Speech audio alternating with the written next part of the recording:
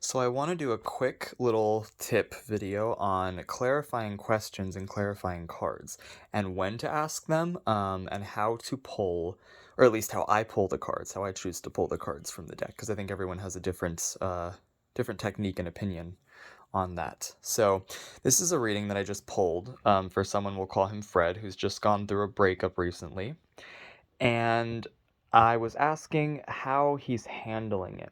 And already, right off the bat, immediately, this looks amazing. We have the man in the center.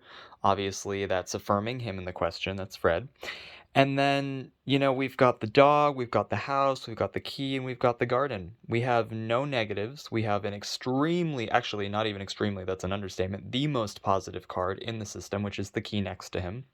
And when anyone has the key next to them, it's like you have the skeleton key not only to the whole universe, but to yourself, especially under the context of someone going through a breakup. To have the key next to you is like you've got all you need to move through that breakup beautifully, to heal, to unlock whatever needs to be unlocked, to learn those lessons, post relationship. And the key, you always want to see the key next to someone in any context, but especially under this context where there's probably a lot of pain and there's a lot of sadness and it's a huge major transition for that person. So to see the key next to him is already like I could have just had the key alone and it would have been amazing.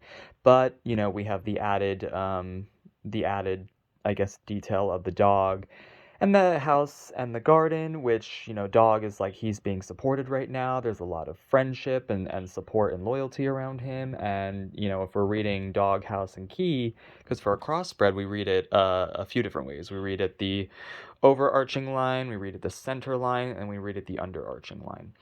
And dog, house, and key is like it's turning the dog into like his family members or his very, very close entourage, or either or I should say, I guess it could be both. And to have the dog, house, and key is like his family and his very, very close friends are really important to him right now, and they're really helping him through this time. The center line kind of says that same thing too, with the dog on his left and the key on his right. His friendships and close connections are really important to him at this time. And then dog, garden, and key is talking more so about his social life and his platonic friends, and also just connecting with people he trusts is really, really important. Garden especially emphasizing his social life. Now, where the clarifying question comes in for this one is, for me, the dog can be here. My first intuitive feeling, and we always follow our first intuitive feeling, was that the dog is simply just platonic friendships and people he trusts, and especially his family because of the house card up there modifying the dog. But also, for me, the dog can be someone he's seeing, because the dog is your partner. It is someone you're dating. It is kind of like a love interest under that, under the context that permits it. And for me, I was kind of like, well, it's not what I felt at first. And the other cards in this reading don't really, support it being another person that he's necessarily seeing, but I wanted to see for myself. So I pulled clarifying cards and I pulled, I should actually ask before I put them in, or I should say before I put them in. I asked the question of what is the nature of the dog in this reading? That was the question I asked. And when I pull clarifying cards, I actually use a technique from tarot, specifically from Rachel Pollack. What she does is she maintains the order of the deck after it's been shuffled. And when she pulls, in her technique for pulling cards, this is for the tarot, when she pulls like clarifying, questions that aren't really the main question to the reading, she pulls from the center of the deck. So what I did is I thumbed through the center of the deck. I did not shuffle. I did not upset the original order of the deck from this reading, and I pulled two cards from the center of the deck. I kind of just, I thumb through it. I kind of just see what catches my eye. I feel the cards as I'm thumbing through them, and I pulled two with my question in mind. And the nature of the dog is the tree and the child.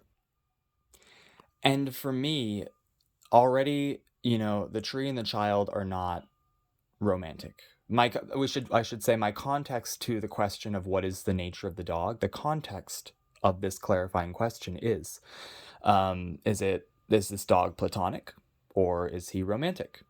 That was my only context. That was all I was looking for. So obviously, with this kind of a clarifying question, I want to see strong cards that indicate either platonic relationship or romantic. Romantic being the moon, the heart, um, you know, the ring, the bouquet in some instances, and then platonic being like, if I hadn't gotten the garden here, I would have pulled the garden there, or, in this case, the child, because the child is like casual and innocent, and there's nothing really going on, and it's just playful.